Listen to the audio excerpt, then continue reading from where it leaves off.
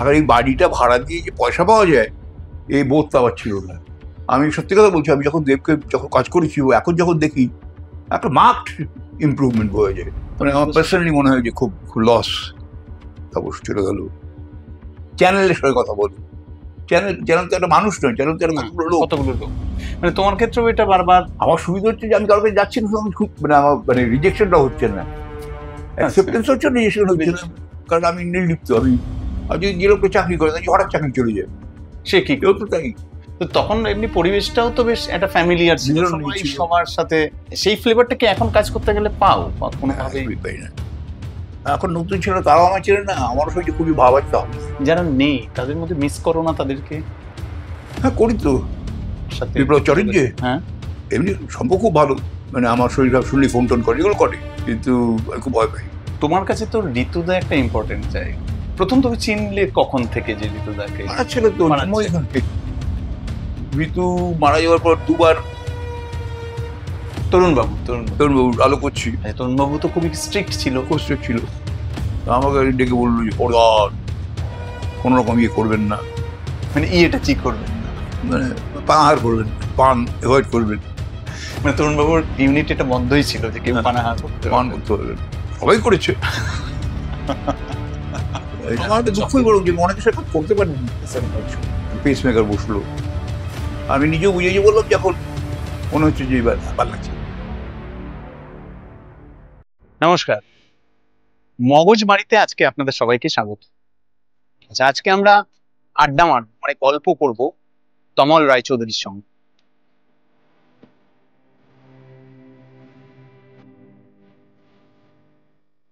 তমলদাকে চেনে না এরকম মানুষ বাংলা সিনেমার দর্শক নেই প্রায়। আর তমলদার সাথে আড্ডা মারা বা গল্প করা মানে পুরোনো দিনের কথা জানা, পুরোনো স্মৃতি রোমন্থন করা, বাংলা সিনেমা থিয়েটারের কথা জানা। চলুন তাহলে দ্রুত তমলদার সাথে আড্ডা মারতে শুরু করি। চলে আসুন আমার সাথে।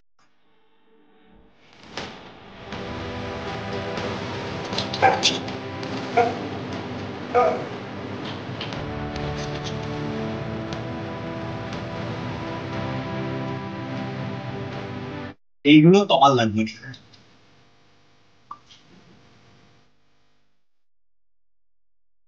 তোমার সাথে আড্ডাবাজিটা কিভাবে শুরু করবো সেটাই ভাবছি।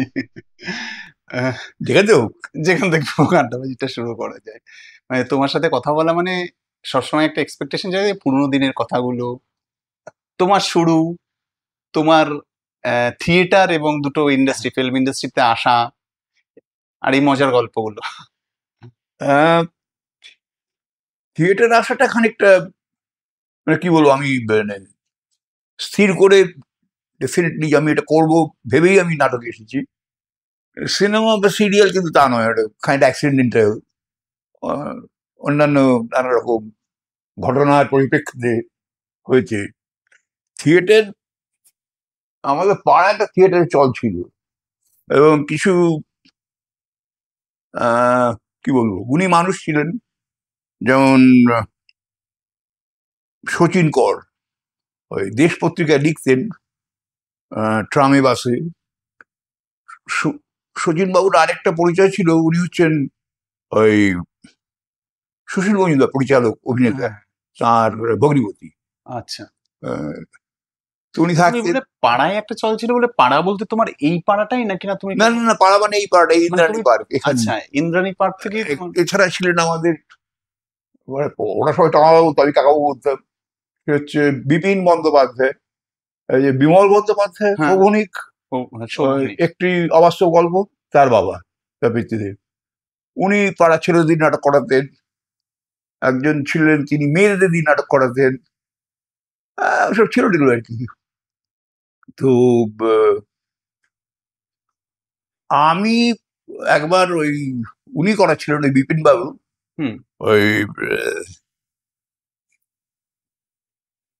নাটকের নাম হচ্ছে ঊনপঞ্চাশ নম্বর মেস, খুব বিখ্যাত নাটক তখনকার দিনে, ভাড়াটে চাই 49 নম্বর বেস। আচ্ছা, তো ওই 49 নম্বর বেসে আমি অভিনয় করলাম। তো পাড়ায় খুব সুখ্যাতি হলো, আমি বললাম আমি একটা বস্ত বড় অভিনেতা হয়ে গেছি। এই তখন একটা ইয়ে। তারপরে 61 সালে যেটা হলো সেটা সে বছর পরীক্ষা দেবো আমি, কিন্তু 61 সালে রবীন্দ্রনাথের শতবর্ষ, তো সেই জন্য স্কুলে একটা নাটক হলো। এখন স্কুলে নাটক হলো মানে সব স্কুলেই হয়েছে, সেটা বড় কথা নয়। আমার একটা সাহেব স্কুলে পড়তাম আমি, লামার নিয়ে। আচ্ছা, সেখানে বাংলা নাটক হতো না। এখন রবীন্দ্রনাথ তো আর সব কথা শুনবেন না, তো ফলে নাটক হলো রবীন্দ্রনাথের মুকুট এবং বিসর্জন। বিসর্জন ইংরেজিতে স্যাক্রিফাইস নাম দিয়ে। তা আমি ওই মুকুটে অভিনয় করলাম। মুকুট একটা ছোট গল্প। হ্যাঁ, না নাট্যরূপ আছে একটা, নাট্যরূপ আছে। সে আমি ঈশা খান করলাম। তো বাড়িতে খুব অবয় করেছিল। ও তাছাড়াও ওই সেই রবীন্দ্র শতবর্ষ হিসেবে পাড়া একটা নাটক হলো, বৈকুণ্ঠের খাতা, আমি বৈকুণ্ঠ। আচ্ছা, তখন মা খুব রাগারাগি করলেন যে এই সামনে পরীক্ষা, খুব অন্যায় বলেছেন তাই বলবো না, ভালো ঠিকই বলেছিলেন। যাকে এই হচ্ছে মানে নাটকের ইয়ে। তারপরে পার্সু করা মানে ভর্তি হলাম স্যাটিস্টিক্যাল ইনস্টিটিউটে। ওখানে আমাদের প্রতিবেশী কলেজ বলতে স্যাটিস্টিক্যাল ইনস্টিটিউট হচ্ছে ডানলপ ব্রিজে ওখানে। আর ওখানে একটা কলেজ ছিল যোগে, এই আরে এটা ভুলে যাই খালি, ওখানে রুদ্রপ্রসাদ সেন মতো পড়াতেন। আচ্ছা, হ্যাঁ, তো ওনার একটা দল ছিল নান্দিকার। তো সেই ওরা এসে একবার আমাদের ওই আইএসআই ইনস্টিটিউটে ওই নাটক হলো, নাট্যকরের সঙ্গে সঠিক চরিত্র। তখন আমার মনে হলো একটু অন্যরকম নাটক, এর তো 49 নম্বর মেসার, এটা বোধহয় তফাৎ হয়েছি। তো সেই আই গট ইন্টারেস্টেড আর কি। তারপরে বিকেসি ব্রহ্মানন্দ কেশবচন্দ্র কলেজ, ইয়ে, সেই ব্রহ্মানন্দ কেশবচন্দ্র কলেজের অধ্যাপক খোকনদা রুদ্রপ্রসাদ, তখন খোকনদা বলতো আমরা ন্যাশনালি। পরে আমরা একসঙ্গে একটা দীর্ঘদিন ধরে একটা যখন সিনেমার কথা আসবে তখন বলে যখন সিটি অফ জয়তে ছিলাম, আমরা দুজনেই ছিলাম, দীর্ঘদিন একসঙ্গে কাজ করেছি, প্রায় 4 মাস মানে একসঙ্গে কাজ করেছি। থিয়েটার, তারপরে ওই তখন দুটো আমরা ওই থিয়েটার ওই মানে ওখানে পাঠক অবস্থায়, ছাত্রাবস্থায় আমি দুটো নাটক দেখলাম। একটা দেখলাম কল্লোল, আর একটা দেখলাম সেরব গান। আচ্ছা, দুটো নাটকই ভীষণ ভালো লাগছে। এবং যাই না, তারপর থেকে একটা ওই পাগলামি, নাটক করতে হবে, এদের মতো করতে হবে। তারপরে মানে উৎপাদকটা সব নাটকে দেখেছি। ওই নাটক পার্সু করা, যেটাকে বলে ফলো করা, নাটক নিয়ে একটু ভাবা, একটু পড়াশোনা করা, অ্যাবসার্ড থিয়েটার কাকে বলে। একটা ছাত্রাবস্থাতে আমরা যখন কলেজ ছিলাম আমরা ইয়ে করেছিলাম, লেসন করে নাটক করেছিলাম, ইয়ে লা লেসন নাম দিয়ে, ইউনেস্কো নাটক। তো সেই এই মানে তখন তুমি কোনো গ্রুপ থিয়েটার বা কোনো দলে যোগ দেওয়া? না না, গ্রুপ থিয়েটার আমরাই করলাম, পাড়াতে একটা করেছিলাম, তারপরে আবার একটা করলাম। তবে এখন যে দলটা আছে, অজান্তিকটা অনেকদিন চলেছিল, তারপরে অজান্তিকটাকে মার্চ করে আর একটা দলের সঙ্গে মার্চ করে আমরা একটা দল করলাম, ক্যালকাটা পারফরমেন্স। এখন সেই দলটাই আছে, সেটাই চলছে। এবং টিনের তলোয়ার বোধহয় তুমি এখানে করলে আবার? এখানে টিনের তলোয়ার আমি করেছি, কিন্তু আমি পরিচালনা করিনি, মানে দলের পক্ষ থেকে। দলের আমি অভিনয় করেছি। আর আমরা বাইরে থেকে একে নিয়ে এসেছি, বাইরে থেকে মানে এমনি বন্ধু লোক। রজত আমাদের সঙ্গে করলেন, রজত গাঙ্গুলি। সুকুমার বলে একজন, সে পিএলডিতে ছিল, সুকুমার বন্দ্যোপাধ্যায়, সুকুমার পরিচালনা করেছিলেন এই টিনের তলোয়ার, আমাদের প্রোডাকশনটা। মানে তুমি গ্রুপ থিয়েটারে কাজ করলে কখনো বোর্ড থিয়েটারে? তখন তো বোর্ড থিয়েটারে রমরমা ছিল। কোনটা? বোর্ড থিয়েটার, যেটা আমাদের প্রফেশনাল বোর্ডের যে কাজটা হতো। তো তুমি তো কখনো সেইখানে যাওনি? বোর্ড করিনি, কিন্তু যেটা করেছি সেটা যে, যেমন এরা কিন্তু বোর্ডই করেছে বলবো, এই নান্দিকার ইয়ে রঙ্গনা নিয়ে করেছিল। হ্যাঁ, আমি সেখানে দেখেছি পুজোর সময়, অষ্টমীর দিন গিয়ে ওই সেটা ওখানে দেখলাম, সেটা করে 2-3 বার দেখেছি। এবার ওইটা রঙ্গনা আর মিনার্ভা এরা করতো, হ্যাঁ তখন এলডিজি নাম ছিল, পিএলডি ছিল, উৎপাদক করতেন ওখানে। ওখানে ইনফ্যাক্ট আমি একটা খুব ইন্টারেস্টিং জিনিস দেখেছিলাম, সেটা হচ্ছে শিবরাত্রির দিন, এটা আগে ছিল, শিবরাত্রির দিন সারারাত্রি ধরে নাটক হতো। আচ্ছা। তো উৎপাদক করেছিলেন, কোনো ভক্তি ভক্তি না, এমনি 4টে হোল নাইট নাটক হবে।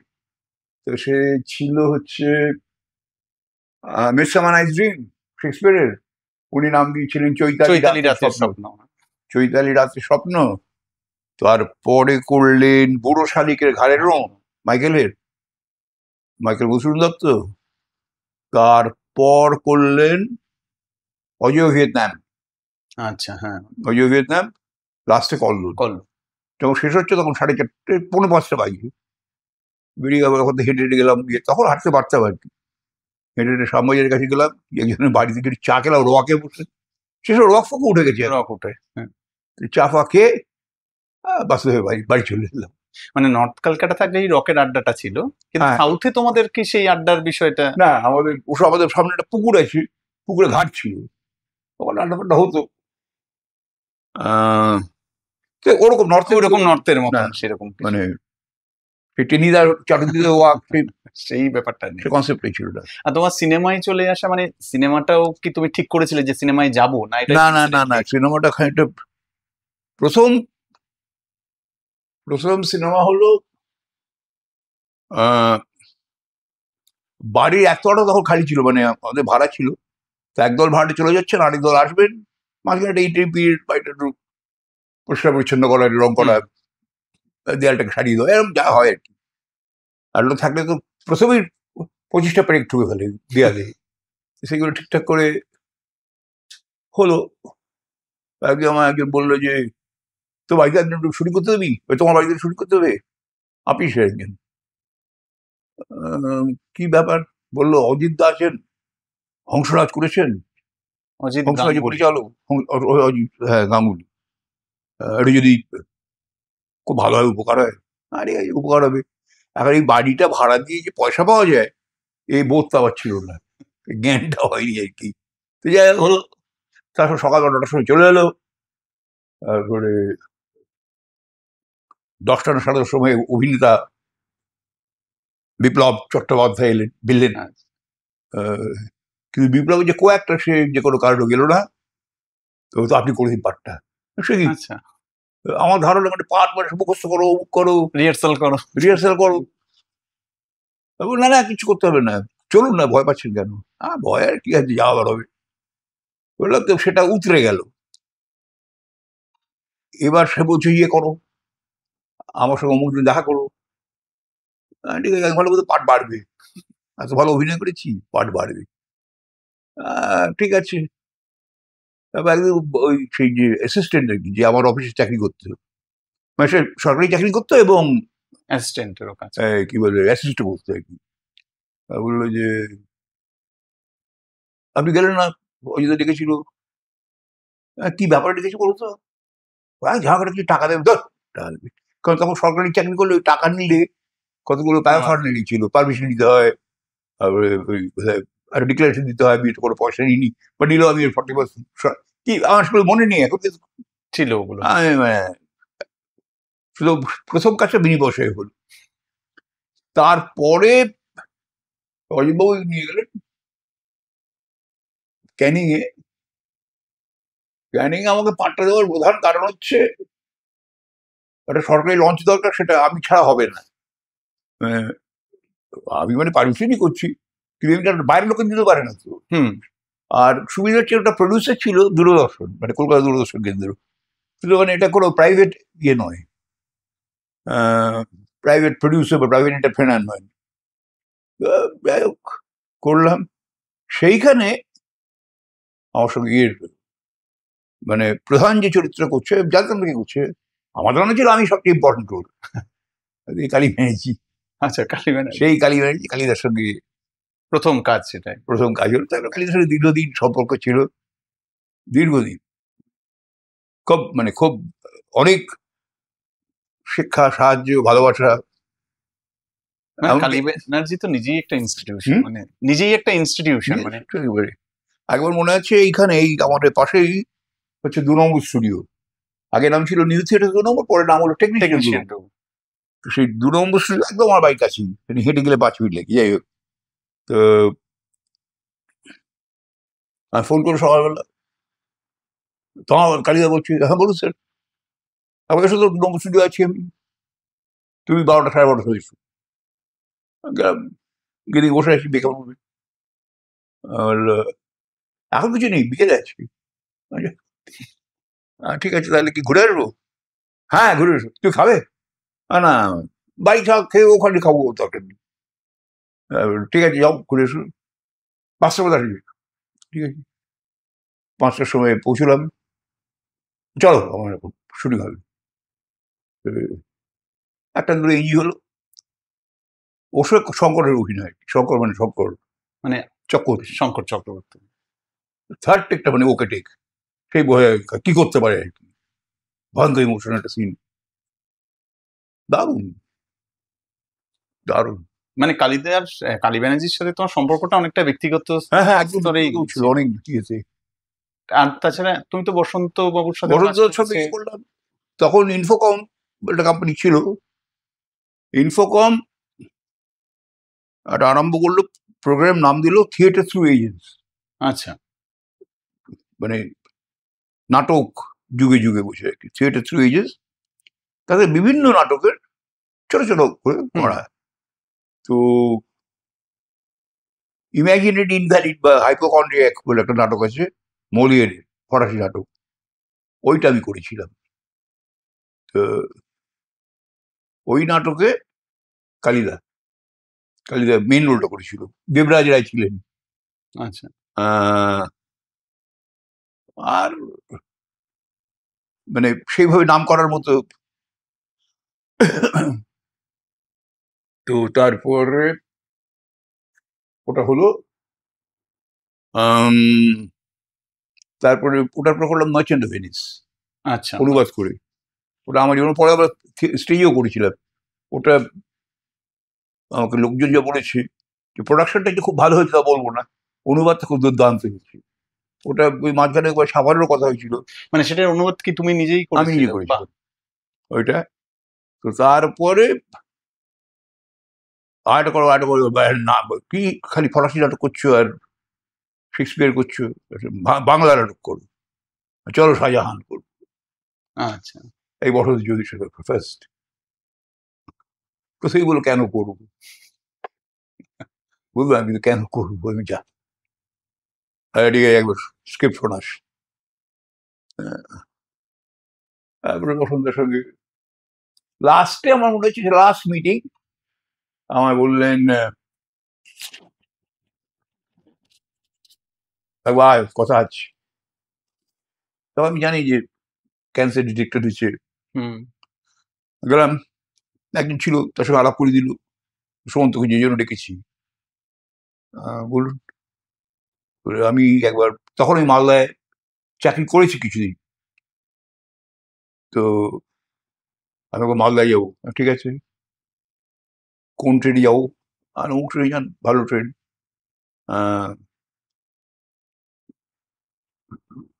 উঠে শুয়ে পড়বেন, সকালে পৌঁছে যাবেন। না, আমি দিনের বেলায় যাবো। দিনের বেলা সুবিধা কি, দেখতে তো যাবো, ঘুমাবার জন্য বাড়ি খাট নেই নাকি আমার? বলো ঠিক আছে। বললো টললো কোথায় থাকবে, গেস্ট হাউস অমুক, ওখানে ইরিগেশনের বাংলো আছে, অমুক লোক আছে, নাম বলবি আমার, ব্যবস্থা করে দেবে। ঠিক আছে, বেরোচ্ছি তখন আমার সঙ্গে গিয়ে দেখা, ওর ছোট ছেলে জিৎ। আমি বললাম, আমাকে বাবা বললেন নভেম্বরে যাবেন, বাবার খুব বলে নভেম্বর ডিসেম্বরে, বাবার ম্যাক্সিমাম 1 মাস আছে, বাবা জানেন সেটা, বলে যাচ্ছে কিন্তু আমি যাবো এখানে, ওখান থেকে একটা মিষ্টি দোকান আছে, সব বলছেন ডিটেলস, কিন্তু হিনো যে 7 দিন বা 1 মাস বোধ হয়, তার দিন 20 পরেই চলে গেলেন। আর শ্মশানে যাওয়ার উপায় নেই, কারণ তো আগে দেওয়া হলো, তারপর খবর দিল ছেলেরা, মানে নো ইয়ে। তুমি তো ধরো তমালদা যে মানে আমাদের বাংলা সিনেমার প্রত্যেক হিরোর সাথে, মানে তখন যে তাপস খুব ভালো কাজ করেছো, খুব ভালো। হ্যাঁ, তারপরে চিরঞ্জিত, প্রসেনজিৎ দা, সবার সাথে, মানে বুম্বাদার থেকে শুরু করে দেব অব্দি একদম সবার সাথে কাজ। এই এক্সপিরিয়েন্স গুলো কিরকম, মানে তোমার কাছে একটা ওই সময়? একটা জিনিস আমি বারবার বলবো এই হিরোদের ক্ষেত্রে, এই যে একটা হিরো ইমেজ থাকে, এটা কিন্তু মেনটেন করার ব্যাপারে সকলেই বেশ বেশ সচেষ্ট, সেটা ভালো লাগে আমার। যেমন আমি সত্যি কথা বলছি, আমি যখন দেবকে যখন কাজ করেছি, এখন যখন দেখি একটা মার্কড ইমপ্রুভমেন্ট হয়ে যায়, এখন অনেক অনেক ইমপ্রুভ করেছে। আমার মনে হয় যে ইজ গুড, মানে যেটা আগে হয়তো বুঝতে পারি। আমি বলবো না যে উনি খারাপ ছিল, আমি বলবো আমার বোঝা ভুল ছিল। এটা ভালো, ইন্টারেস্টিং। তারপর সেটা আমার খুবই আমার, হ্যাঁ, মানে আমার পার্সোনালি মনে হয় যে খুব খুব লস, তারপর চলে গেল। খুব ভালো একটা, কিন্তু এদের সাথে তোমার মানে এক্সপিরিয়েন্সটা কিরকম? মানে না সে মানে আমার বাড়িতে বসে আড্ডা মেরেছি সেরকম, কিন্তু ওই ওরা আর সন্তু, আমরা একসঙ্গে এক দল করতাম, সন্তু মুখার্জির সঙ্গে ভাবছিল। ইনফ্যাক্ট মেয়েদের অনেকের সঙ্গে আমার কি বলবো একটা ইয়ে ছিল, বন্ধুত্ব ছিল। আমি ইনফ্যাক্ট এই আর্টিস্ট ফোরাম হচ্ছে না, এটার মেম্বার আমাকে করেছে কিন্তু মাকু, মানে ইয়ে পল্লবী মেম্বার হও জোর করে। ঠিক আছে করো। তো সময়টা তো ধীরে ধীরে ধীরে ধীরে বদলে গেছে তোমার, অনেক। সেই সময়টা বদলে গেছে। তোমরা যখন প্রথম কাজ করতে, সেলুলাইট থেকে শুরু করে এমনিও পারিপার্শ্বিক, রাজনৈতিক বলো, সমস্ত দিক দিয়ে বদলে গেছে। মানে বদলটা কিভাবে তোমার কাছে কিরকম ভাবে লাগছে এখন? এখন তো সবচেয়ে মুশকিল হচ্ছে যে আমি তো এটাও বুঝতে পারি না যে আমি যে তো তুমি একটা ছবি করছো, আমি তোমাকে কি বললাম একটা পাঠ দাও, করতেই পারি, তোমাকে পরিচিত, আমার ধারণা আমি ভালো অভিনয় করি। তুমিও যে বলছো আমি খারাপ লাগতে হয়, তুমি বললো এক্সিকিউট প্রডিউসার ছাড়া পারবো না ভাই, আর তুমি দাদা ওদের সঙ্গে কথা বলো, চ্যানেলের সঙ্গে কথা বলো। চ্যানেল তো একটা মানুষ নয়, চ্যানেল তো একটা কতগুলো লোক। রামকে বলে শ্যামের সঙ্গে কথা বল, শ্যাম বলে যদুর সঙ্গে কথা বললেই তো হয়। মানে তোমার ক্ষেত্রেও এটা বারবার? আমার সুবিধা হচ্ছে যে আমি কারোর কাছে যাচ্ছি না, মানে আমার মানে রিজেকশনটা হচ্ছে না, অ্যাকসেপ্টেন্স হচ্ছে, রিজেকশন হচ্ছে না, কারণ আমি নির্লিপ্ত। আমি বয়স হয়েছে, শরীরটা ভালো নেই, ঠিক আছে, কিন্তু অনেকে তো সত্যি নির্ভর করে থাকে এর উপরে। একদমই, হ্যাঁ, ফুল টাইম জব একটা। আর যদি যে লোকটা চাকরি করে, তাই হঠাৎ চাকরি চলে যায়, সে কি কেউ তো তাই। কিন্তু আগে যখন তোমরা যখন কাজ শুরু করেছিলে তখন কি এইভাবে কোনো সিলেকশন? না না, হ্যাঁ আমি যে লোকটা করবে, হ্যাঁ আমি যখন বলি সাধারণ করবে, পাড়ার ছেলে বললো ডাউন করো না, একটা বক্স দরকার, সেটা ন্যাচারালি ও বললো না, আমি বললো শ্যাম, তক্কাতক্কি হলো, সেটা অন্য কথা। কিন্তু আমি তোমার কথা বলছি, আমি ওকে ইন্টারভিউ দিতে, আর বসন্ত দিকে চেটতে হবে না, না একদম। তো তখন এমনি পরিবেশটাও তো বেশ একটা ফ্যামিলিয়ার ছিল, সবাই সবার সাথে একটা ভীষণ ছিল। সেই সেই ফ্লেভারটাকে এখন কাজ করতে গেলে পাও বা কোনোভাবেই পাই না। তাও এরা এই যে ব্যাচটা, আমাদের চন্দন সেন, রজতাভ দত্ত, এই লাস্ট আর কি আসলে, এখন নতুন ছিল তারাও আমার চেনে না, আমার সঙ্গে খুবই ভাব আছে তখন নয়। হ্যাঁ, সময় মুখ চিনি, তারাও হয়তো নিশ্চয়ই চেনে আমাকে, মানে মুখ চেনে অ্যাটলিস্ট। আর এই যখন তুমি এই ধরো তাপসদের সাথে কাজ করছো এবং পরবর্তীকালে বোম্বাদের সাথেও কাজ করছো এবং তারপরে এসে দেবের সাথে কাজ, তখন কি খুব জেনারেশন গ্যাপ তোমার মনে হয়েছে যে না ফর্মটা বদলে তাপস মনে হয়নি, খুব সহজ ছিল, খুবই সহজ ছিল। আর এই এগুলো কতক্ষণ ওয়েট করতে, যখন তাপসের মাঝখানে রুটলো যে তাপস ওর মায়ের সঙ্গে কি হয়েছে, সম্পত্তি নিয়ে ঝামেলা হচ্ছে, তাপসের সঙ্গে ওর মায়ের মনোমালিন্য চলছে, পারিবারিক বিবাদ চলছে, আমি কথাটা কোনো ইয়েই করিনি, উত্থাপনই করিনি। কত সেটা তার ব্যক্তিগত জায়গা থেকে, কি দরকার আমাদের আলোচনা করার বিষয়। আর যখন তুমি ধরো জিদ্দা বা দেব এদের সাথে কাজ করছে, এরা মানে জিতের সঙ্গে ব্যাপারে, জিতের জিত বলছি, সরি, দেব বা জিত দুজনই এর সঙ্গে কাজ করেছি, কিন্তু হায়দ্রাবাদে, এখন রামাজিতে, হ্যাঁ ওই ফিল্ম সিটিতে গেছি, বা রামজি ফিল্ম সিটিতে গেছি। এখন ওইসব জায়গায় কাজ করলে যেটা হয়, তোমাদের থাকতে হচ্ছে, হ্যাঁ, একটা পারিবারিক সম্পর্ক হয়ে যায়, মানে এটা তো এখানে কি গেলাম 5:30 ভালো টাকা পুরো বাড়ি চলে এলো, ওখানে থাকার ফলে একটা ফলে যে শুটিং এর পরে একসাথে বসে আড্ডা মারা, গপ্প করা এসব হয়, সেগুলো কলকাতা থাকলে হয় না। মানে হয় না, মানে যে বাড়ি চলে যায় এই আর কি। তুমি মানে তোমার যে কন্টেম্পোরারি যাদের সাথে, কালী বাবুর সাথে, বসন্ত বাবুর সাথে, তারপরে হয়েছে আমাদের কন্টেম্পোরারি কারা, অরুণ বণিজ্যে, রমেন রায় চৌধুরী, রমেন দা, বিপ্লব চ্যাটার্জি, একটু ছোট আমার থেকে, যাই হোক, আর ওই ব্যাচটা রমেন, তারপরে রমেন, দুলাল, সঙ্গে এখনো যোগাযোগ আছে আর কি, মানে যারা একটু আসেন আর কি তার সঙ্গে যোগাযোগ আছে। যারা নেই তাদের মধ্যে মিস করো না তাদেরকে? হ্যাঁ, করি তো। মানে কার কথা সব থেকে বেশি মনে পড়ে যে বন্ধু হিসেবে? দেখো তোমরা ইন্ডাস্ট্রিতে এসছো, বন্ধুত্ব হয়েছে না, যেমন মৃণাল মুখার্জি সঙ্গে আমার, মৃণাল মুখার্জি তমালদা বলতো, আর প্রায় বলতো আমি কিন্তু তোমার তো বয়সে বড়, এই হ্যাঁ বয়সে বড়, না না বলে ফেলেছি কিন্তু মানে এদের সাথে স্মৃতিগুলো কিরকম? এদের রমেনদাও চলে গেছেন, রমেন চলে গেছে, মৃণাল চলে গেছে, সন্তুদা, সন্তোষ খুব বেশি মিস করি, কারণ ওর সন্তু একসঙ্গে আমরা থিয়েটার করতাম। আচ্ছা, রঙ্গায়ন বলে দল ছিল, সন্তু ছিল, ওর ভাই ছিল মন্টু, ছিল সুমন্ত, রামু বলে একজন ছিল। তো বিপ্লবদার সাথে তোমার কি এখন কথা হয়, বা বিপ্লব চ্যাটার্জি ওনার সাথে? বিপ্লব চ্যাটার্জি, হ্যাঁ, এমনি সম্পর্ক খুব ভালো, মানে আমার শরীর খারাপ শুনলে ফোন টোন করে, এগুলো করে, কিন্তু আমি খুব ভয় পাই। কেন? খেপে যায় না মায়, কিরকম সব খেপে গেলে রেগে যায়, এই মানে চাকরা বলতে। তবে এমনি মানে, কিন্তু বিপ্লব যা করেছে আমি বলছি আর্টিস্ট ফোরামের জন্য খুব কম লোক করেছে, একটা ধ্যান জ্ঞান ছিল ওর, আর্টিস্ট ফোরাম প্রচুর করেছে।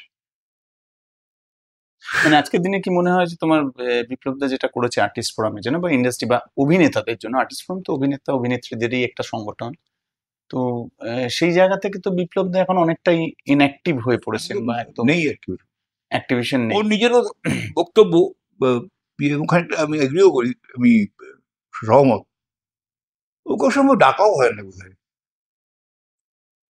তার জন্য বলছিল যে সবটাই ওদের দোষ।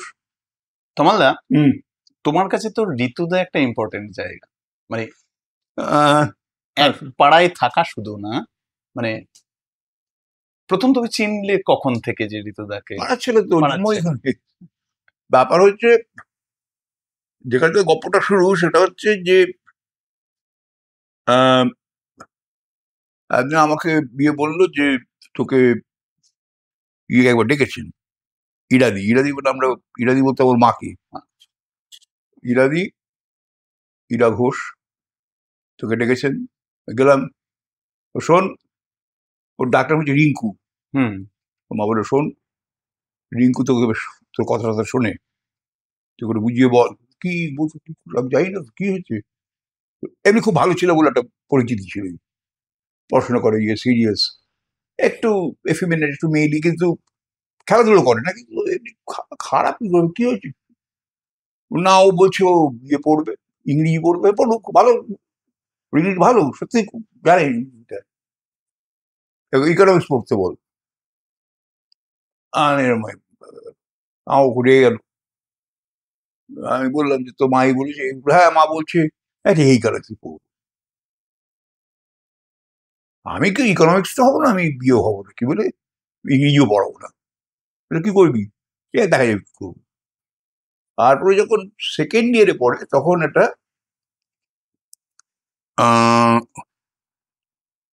স্ক্রিপ্ট রাইটিং কম্পিটিশন হলো,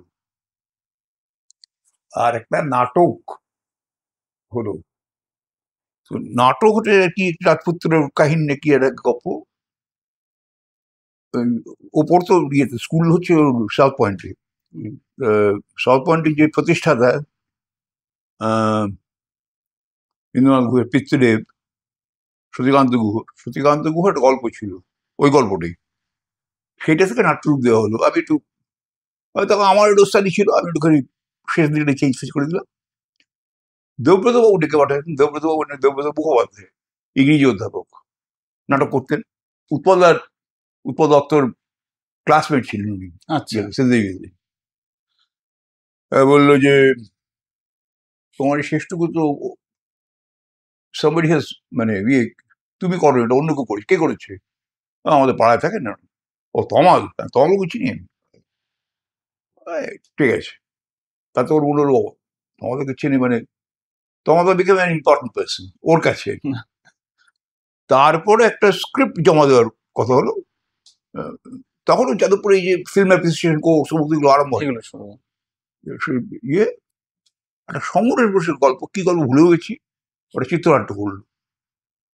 করলো মানে কি, আমি বলেই লিখে, এরকম একটা ছিল, এই খাটের এই একটা কোণে বসে লিখতো, উবু হয়ে বসে। কিন্তু যেটা মানে যেটা মজা হলো, ওই একটা সিন ছিল, ওইটি মেয়ে এটি ছেলে ওই বৌদির পায়ে আলতা মাখিয়ে দিচ্ছে, ওই পাটা কিরকম হবে, কিভাবে পাটা থাকবে, ওই ডিটেলস গুলো ভীষণ বলতে পারতো। মানে ইউ কুড ফিল একটা, ওই জন্য মহিলা চোখ দিয়ে দেখতে পাচ্ছে ব্যাপারটাকে। মেয়েটি সাজছে, ও প্রথমে ভুরুটা দেখলো, তারপরে আইলাইনটা এরকম, মানে হয় না, মানে পরপর মানে ক্যাটাগরি মানে সে বলা আর কি, সেটা পারতো। তখন অন্য এগুলো জানতাম না। তারপরে ওয়ান বললো যেরকম একটা বাচ্চাদের ছবি এসছে, এই ছবি করবো, গল্প করেছি, ভালো লেগেছে, কি গল্প না, শীর্ষেন্দু মুখোপাধ্যায় হিরেন আন্টি, ভালো করো। তো সেই বসে লেখাটেখা হলো। এখন মানে সেটা সিনেমা করবে বলেই ডিসাইড করেছিলেন? হ্যাঁ, সেটা সিনেমা করবে বলেই ডিসাইড করেছিলেন? হ্যাঁ, আমি ওই করেছিল, মানে এবং ওইটায় মানে স্বীকৃতি আছে যে সংলাপ ঋতুপর্ণ ঘোষ ও তমাল রায়চৌধুরী। হ্যাঁ, মানে আমি যদি বলি এই নাটকটা আমার লেখা বা এই গল্পটা আমার লেখা, প্রমাণ কি? এটা যেন প্রমাণ আছে। আরো একটা গল্প লোকে বলে আমার নামে, সেটা আমি বলি না। যাই হোক, পরের দিকে যেটা হলো ওটা হচ্ছে ওর মধ্যে কতগুলো ট্রান্সফরমেশন হলো, সেগুলো এত আলোচিত, যেগুলো বলার মানে হয় না, সেগুলো ঠিক আছে। কিন্তু তো আস্তে আস্তে মনে হলো যে লোকটাকে চিনতাম সে পাল্টে যাচ্ছে, যাতায়াত কমে এলো, ব্যস্ত হয়ে পড়লো, অ্যাকচুয়ালি ভীষণ ব্যস্ত হয়ে পড়লো। তারপরে শেষের দিকে এরা আসতে আরম্ভ করলো, এই বড় আর্টিস্ট আসতো, এই কি বলে প্রসেনজিৎ আসতো, খুব আসতো। আমি একবার টিটোকেও দেখেছিলাম,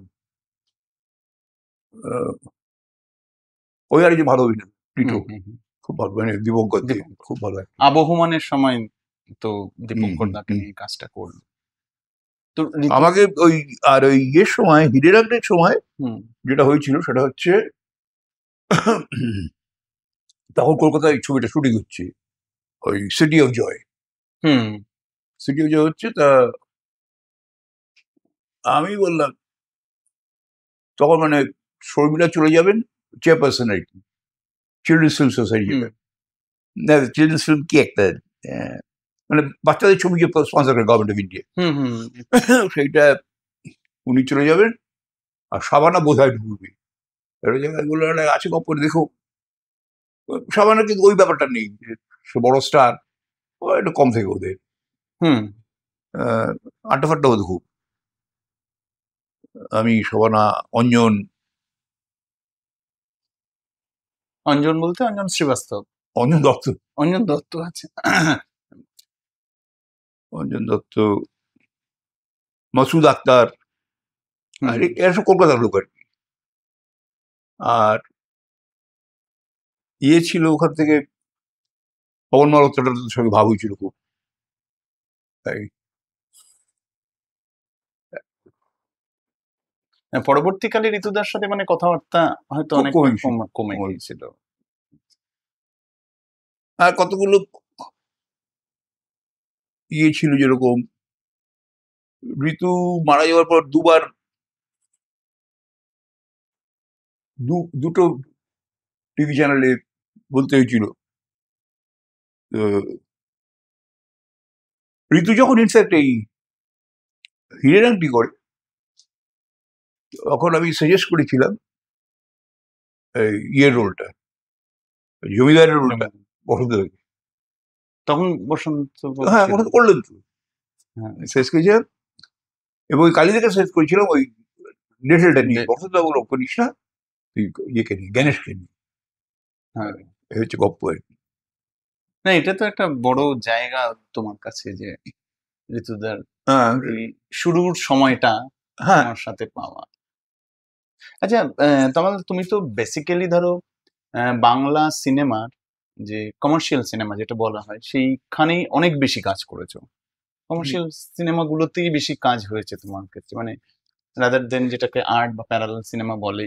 না সেটা নেইও তা নয়। যেমন ধরো আমি সন্দীপ রায় দুটো ছবি করি, দুটো ছবি না, একটা ছবি একটা রেডিও প্রোগ্রাম করেছি। যেটা ছিল আলো, এই আলো না, আলো তো তনুবাবু করেছি। ইয়েতে এটা আমাদের সন্দীপ রায়ের ওই ওই যে যেটা কবরখানা, হ্যাঁ ওই যে সেই কবরখানার মধ্যে, মানে এটা সিনেমার ফেলুদা গোরস্থানে সাবধান, কারেক্ট নাম মনে, ওই বলো নাম মনে পড়ে না আজকাল। গোরস্থানে সাবধান ওটা করেছি। ঋতুর ইয়েতে করেছি, ওই যে দহনে একটা মজা হয়েছিল, মানে মজা হিসেবে বলছি আর কি। এটা হঠাৎ বন্ধ হতো করে সব বসে আছি, গালে হাত দিয়ে চুপ করে। কি হয়েছে? মুশকিল হয়ে গেছে। কি মুশকিল? বলে কাঠগড়ায় যে 500 লোক দাঁড়িয়ে আছে, ওই যে 500 ছিল যারা মেয়েটাকে বিরক্ত করেছিল, মলেস্ট করেছিল, রবিরঞ্জন ছিল, রবীন্দ্র মৈত্র, একটা আমার পুত্র বাচ্চা ছিল, বাচ্চা মৈত্র, আমার ছেলেও ছিল। তো ঋতু গালা দিয়ে কি হয়েছে? বলে দেখেই বোঝা যাচ্ছে ও তোমার ছেলে। আমার মোটেই বোঝা যাচ্ছে না, তুমি জানো বলে তোমার মনে হচ্ছে। ওই যে আমার ছেলের ছবি ওখানে টাঙানো আছে, সেটা ভদ্রবাবু দেখতে, আমার দেখতে না। যাই হোক, তারপরে বোধহয় কে একটা নির্মল কুমারী বলবো, তাড়াতাড়ি করো ভাই, তুমি 1 ঘন্টা ভাববে, আগে ভাবো নি কেন? হলো শট। কেউ খুব একটা সাংঘাতিক ভাবে রিয়াক্ট করলো, যে বোঝা যাচ্ছিল যে উকিল মশাই এবং ইয়ে অভিযুক্ত।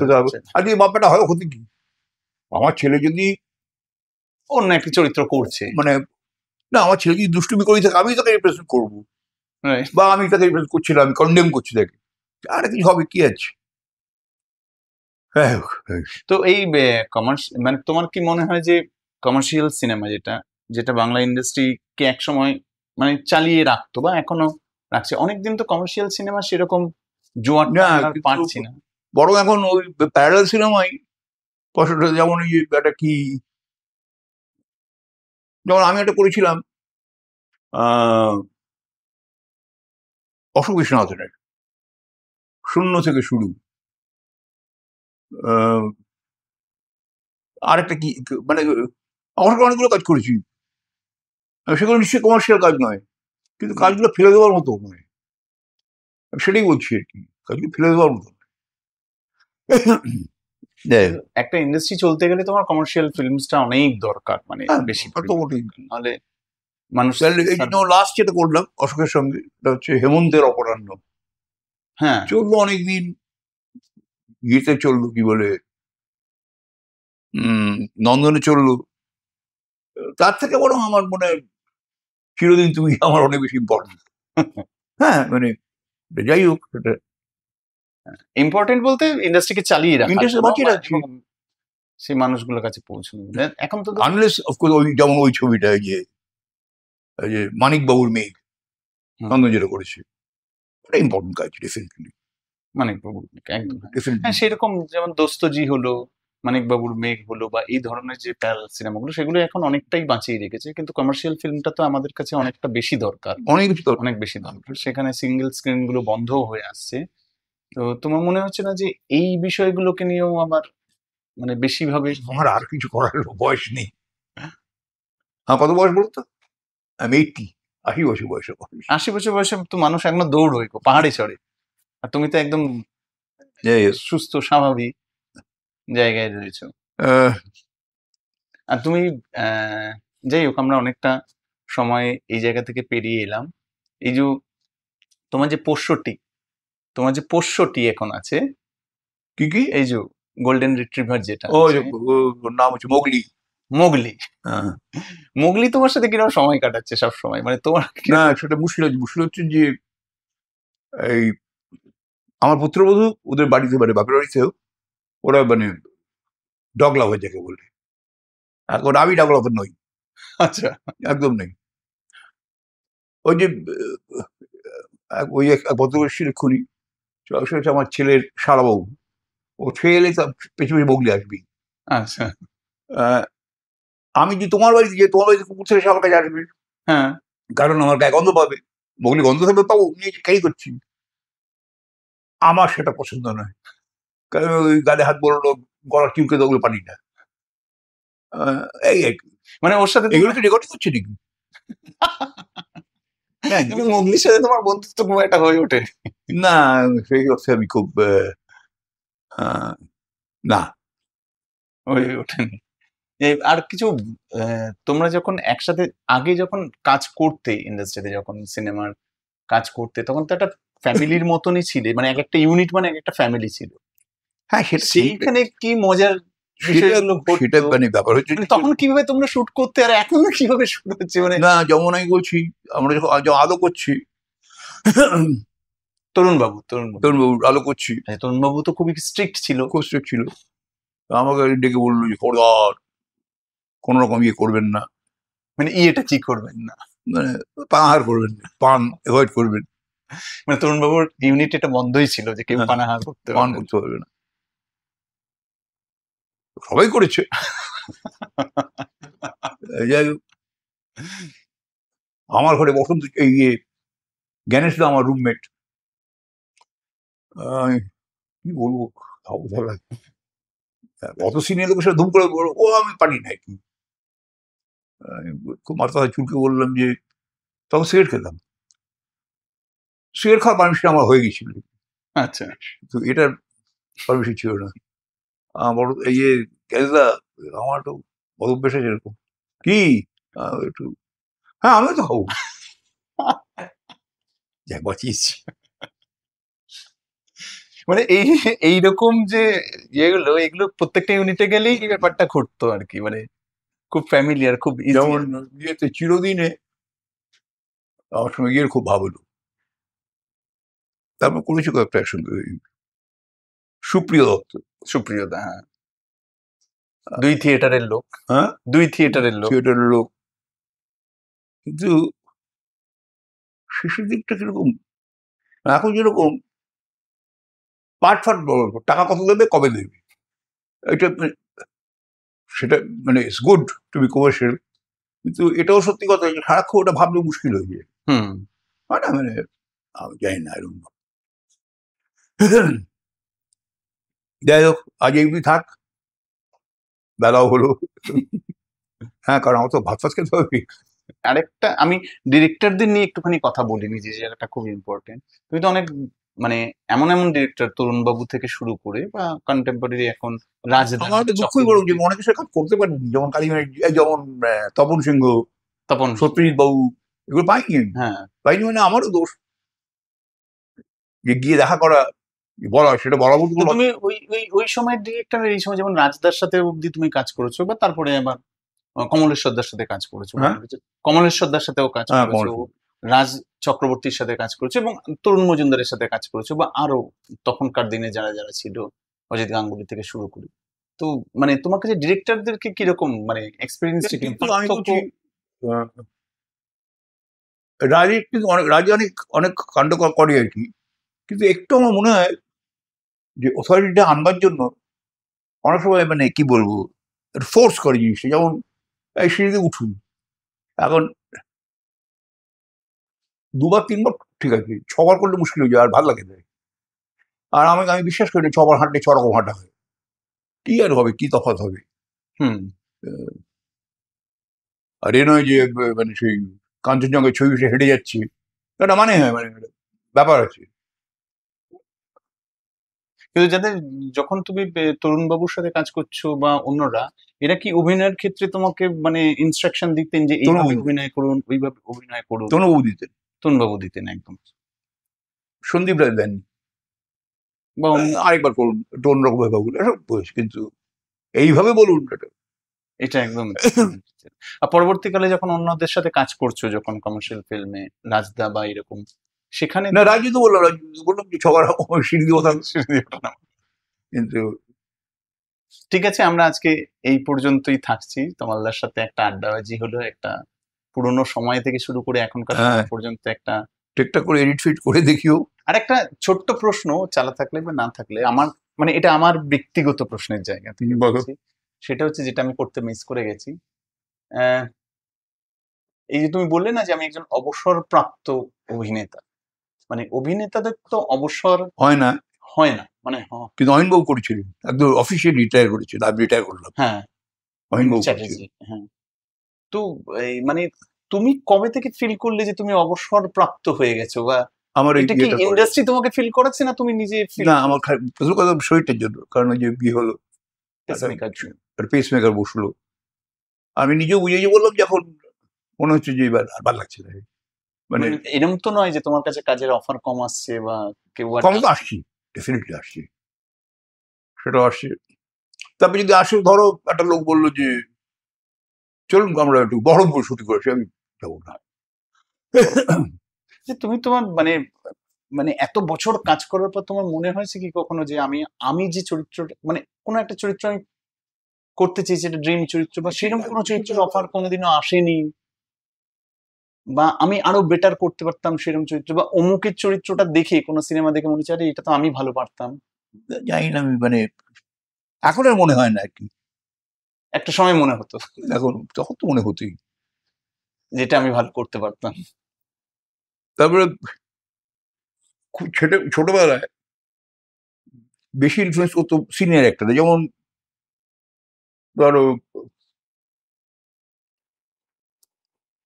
উত্তর ফাল্গুনি ছবি দেখে মনে হচ্ছে বিকাশ রায়ের মতো একটা চরিত্র করবো, তো তখন আমার বয়স হয়নি বিকাশ রায়ের চরিত্র করার, যখন বয়সটা হলো তখন আমার মনে হতো উত্তম কুমারটা করি, মানে কিন্তু যখন বয়স হলো বিকাশ রায়ের মতো, তখন কি তুমি কোনো অফার পেয়েছো বা সেরকম? পাইনি, বা পেলেও আমি হয়তো ফুটিয়ে তুলতে পারি।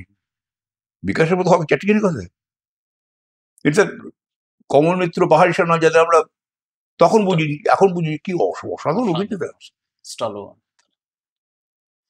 থ্যাংক ইউ তমালদা। নমস্কার, আমার নাম তমাল রায়চৌধুরী, অভিনেতা, অবসরপ্রাপ্ত অভিনেতা বলা যেতে পারে। তো আজকে আমার সঙ্গে মগজমারি বলে একটা সংস্থার কিছু সভ্যর সঙ্গে আলাপ হলো, কথাবার্তা হলো, কিছু ওদের আগেই চিনতাম, কিছু লোক আগে চিনলাম। মগজমারি একটা ইউটিউব চ্যানেল আর কি, মোটামুটি সাম্প্রতিক চ্যানেল বলা যেতে পারে। এটা কাজ করে আমার ভালো লেগেছে, এবং অনেক ইয়াং ছেলে চেষ্টা করছে ভালো করে করবার। I wish them all success, আর কি বলবো।